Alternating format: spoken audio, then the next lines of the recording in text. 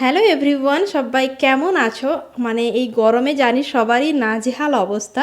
তবুও আশা করছি সবাই ভালো আছো, সুস্থ আছো। আমরাও কিন্তু মোটামুটি ভালোই আছি।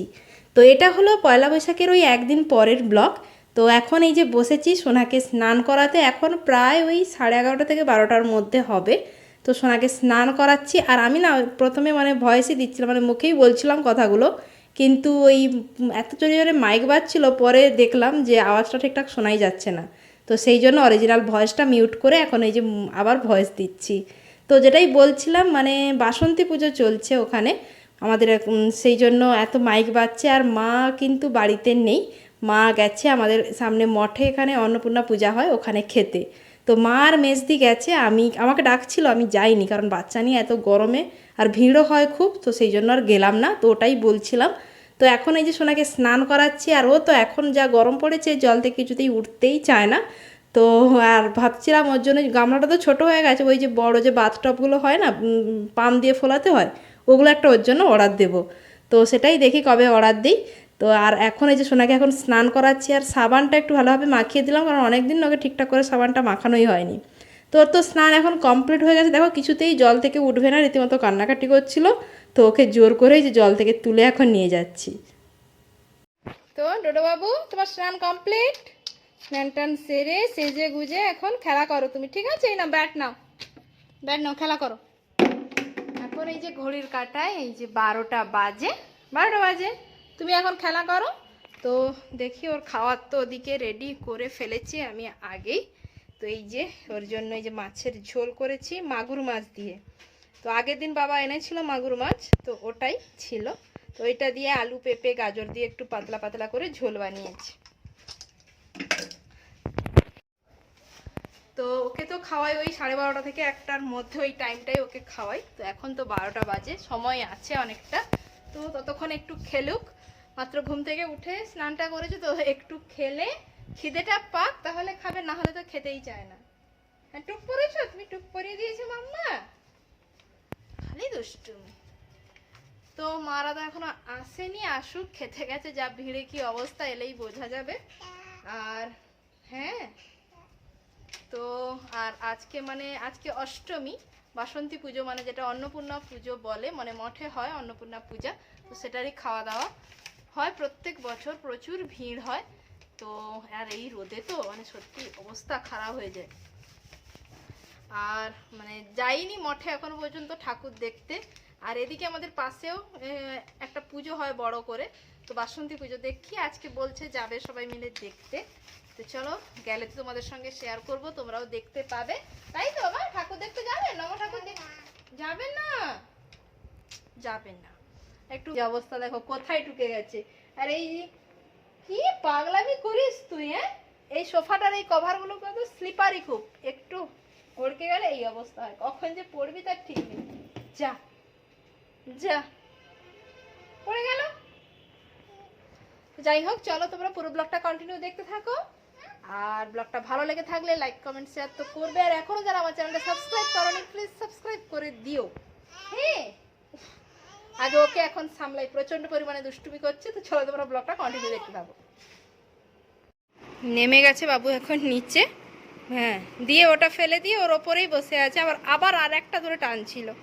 পড়বি রে বাবা, কদিন আগে পড়ে ঠোঁটটা কাটলি, আবার পড়বি তো বাবা? না, হ্যাঁ শুয়ে পড়ে, এখানে তুই শুয়ে পড়ে, এখানে শুয়ে থাক, তুই এইভাবে শুয়ে থাক, শুয়ে পড় শুয়ে পড়, ঘুমিয়ে যা ঘুমিয়ে যা, ঘুমিয়ে যা বাবা। এই যে দুষ্টু বাবা, ঘুমিয়ে যাও।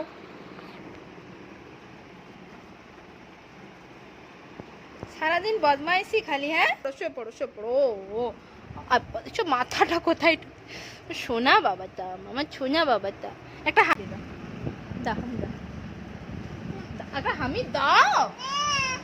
দেবে না বলছি। তো পাপাকে কিন্তু হামি দেয় ফোনে, আমাকে দিচ্ছে না সামনে থেকে, বদমাইশ। চুপটি করে বস, তোর খাওয়া রেডি করি, বস চুপটি করে। ও হামি দিল করে, ফ্লাইং কিসি দিচ্ছে। তো তারপরে এই যে বলছিলাম মারা যে গেছিলো মঠে খেতে, আসার সময় আইসক্রিম এনেছিল ওই জীবন ঠান্ডা, তো এনে মা বসে বসে খাচ্ছিল। আর সোনা তো দেখতে পেয়ে গেছে, ওকে তো দিতেই হবে, তো সেই জন্য বাটিতে ওকে একটু এই বরফটা দিয়েছিলাম যেটা গলে গেছে, তো ওটাই না বসে বসে ও খাচ্ছে। আর বলছিলাম কে এনেছে বলতে না মাকে দেখাচ্ছে, তো ওই সব করছিল। তো মা ওখানে বসে বসে ওর কাণ্ড কারখানা দেখছে। তো সোনাকে নিয়ে রেডি হয়ে পড়েছি, এখন 5:30টার বেশি হয়ে গেছে, একটু মার্কেটে যাব। আসলে একটা হোমিওপ্যাথি ওষুধ নেওয়ার আছে ওটার জন্য। আর এ তো এখন কারোর কাছে থাকতে চায় না, আগে আগে তবু মার কাছে ছেড়ে চট করে যেতাম আসতাম, এখন কিছুতেই আর থাকতে চায় না, তাই ওকে নিয়েই যাচ্ছে। আর ওর জন্য একটা জুতো নেবো ভাবছিলাম, তো ওকে নিয়ে যাওয়াটা বেটার তার থেকে। দেখি যাই চটপট করে। আর একা তো বাচ্চা নিয়ে প্রচুর কষ্ট হয়, আর প্রচণ্ড গরম বাইরে। তো চলো চটপট করে যাই। আর কোনো ভিডিও বানাতে পারবো কিনা জানি না, এনাকে নিয়ে যাচ্ছি সঙ্গে, তাই তো? কোথায় যাচ্ছ? ওইটা বন্ধু করে দিয়েছি, চলো। মার সাথে এক রাউন্ড একটু পাড়ায় ঘুরেও এসছে, এসে এই যে খাইয়ে দাইয়ে এখন ওকে নিয়ে যাচ্ছি। তো চলো এখন মার্কেটে যাওয়া যাক, চটপট করে আসি, এসে আবার ঠাকুর দেখতে যাব, তো তখন তোমাদের সঙ্গে শেয়ার করব। তো মার্কেট থেকে এসে যা গরম, বাচ্চা নিয়ে তো গেছি, তো এসে চাটা খেয়ে দিয়ে একটু বসছিলাম নিচে, প্রচন্ড গরম লাগছিল। তো এখন 7টা বাজতে যায়, তো আমরা ঠাকুর দেখতে যাবো বলছিলাম, এখানেই পাশে পুজো হচ্ছিল, তো যাব 7:30 থেকে, সেই জন্য উপরে এসছি সোনার জামা কাপড়গুলো আনতে, আর আমিও রেডি হব। আর এই যে, তো এই যে জুতোটা কিনলাম সোনার জন্য, যেটা পেক পেক করছে, এখনো তো ঠিকঠাক দাঁড়াতে পারে না, তবুও এইটা কিনলাম। আর এটা যদিও আজকে কিনিনি, এটা কালকে কিনেছি। যে এত বড় ডাইপারটা, এটা আছে 82 প্যান্টস আছে, তো পাক্কা 2 মাসের বেশি তো চলে যাবে। আর এটা আছে অ্যাপেলো থেকে, অ্যাপেলো। এই যে এত বড় প্যাকেটটা নিয়েছি। তো আসলে আমি এটা এর আগে কখনো ইউজ করিনি, মানে এর আগে আমি সবসময় প্যাম্পার্সই ইউজ করেছি। তো প্যাম্পার্সটা অনেক ভালো, সফট। আর হাগিসটা মাঝে মাঝে ইউজ করেছি, আর হাগিসটা আমার পার্সোনালি খুব একটা পছন্দ নয়, কারণ এতটাও সফট নয়, প্যাম্পার্সের মতো একটু যেন খসখসে লাগে, সেই জন্য হাগিসটা আমি বেশি ইউজ করি না, প্যাম্পার্সটাই সবসময় বেশি ইউজ করি। তো এখানে আমাদের অ্যাপেলো ফার্মেসি রয়েছে, এখানে এই বড় প্যাম্পার্সের বড় প্যাকেটগুলো রাখি, ওটাই আনতে গেছিলাম, কিন্তু ছিল না, বললো 1-2 দিনের মধ্যে আসবে। তো ওরাই বললো যে এটা ইউজ করো, এটা ওদের অ্যাপেলো কোম্পানিরই, বললো এটাও ভালো, দেখো অনেকটা সফট হবে। তো নিলাম, ওদের ভরসা করে বললাম দেখো নিচ্ছি, এত বড় প্যাকেট, যদি খারাপ হয় আমি কিন্তু ফেরত দিয়ে যাবো। তো বললো না না খারাপ হবে না, নিয়ে যাও। তো এসে দেখলাম খারাপ নয়, সফট আছে। তো দেখা যাক, ভালোই তো হয়ে মানে লাগছে তো আমার হাতে দিয়ে, দেখলাম সফট আছে, কেটে সেই জন্য দেখছিলাম।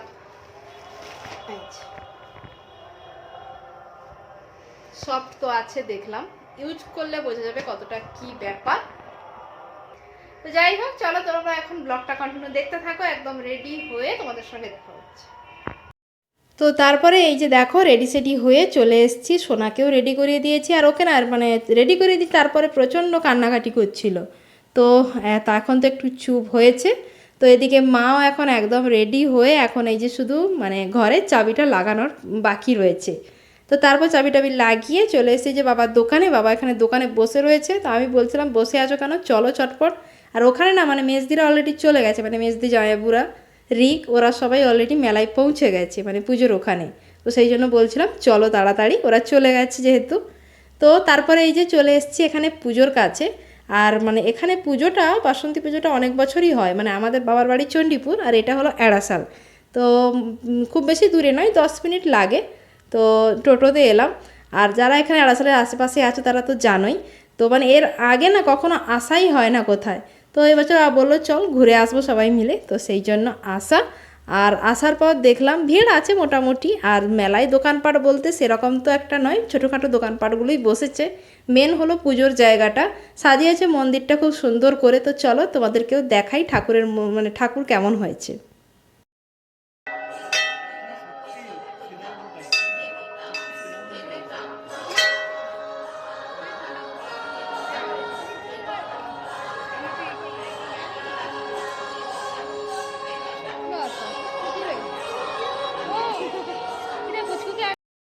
তো তোমরা দেখতেই পেলে মায়ের মুখটা খুব সুন্দর লাগছিল আর সাজিয়েছেও খুব সুন্দর, প্যান্ডেলটা আশেপাশের ডেকোরেশন মানে করেছেও সুন্দর, খারাপ নয়।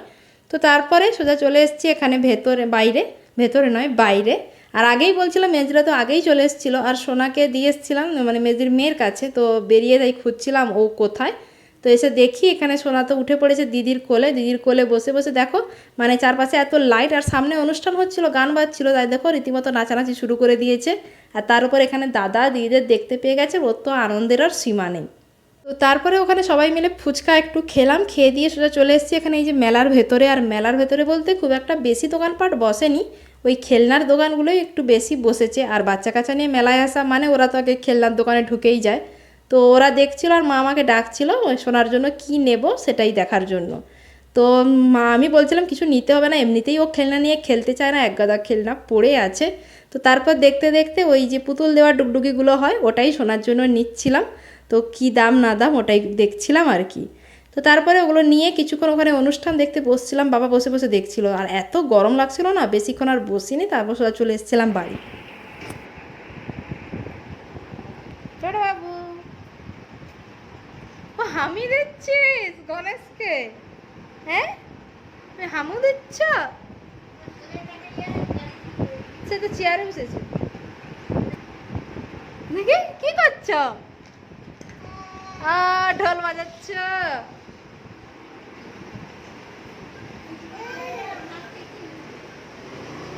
খিচুড়ি খেয়ালি তো।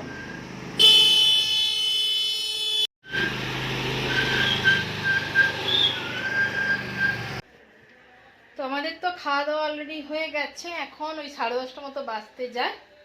তো এসে এই যে ঘুমোবো এসছি, মশারি টাঙানো হয়ে গেছে। আর ইনি একজন দেখ মশারির ভিতরে কুবলুকানি খেলছে। এই যে কি করছিস? প্রচন্ড গরমে কি করছিস? কুবলুকানি খেলছিস মশারি নিয়ে? তো যাই হোক, আমি ওই যে মুখ টুক ধুয়ে ফ্রেশ ট্রেশ হয়ে নিয়েছি, খাওয়া দাওয়া তো হয়ে গেছে। নাকে এখন ঘুম পাড়াবো। টোটোতে আস্তে আস্তে একটুখানি ঘুমোচ্ছিল, হাওয়া হচ্ছিল তো ঠান্ডা ঠান্ডা। তো যাই হোক, চলো আজকের মতো ব্লগটা এখানেই এড করছি। নেক্সট ব্লগে আবারও দেখা হবে তোমাদের সঙ্গে। ততক্ষণ সবাই ভালো থেকো, সুস্থ থেকো। গুড নাইট সবাইকে।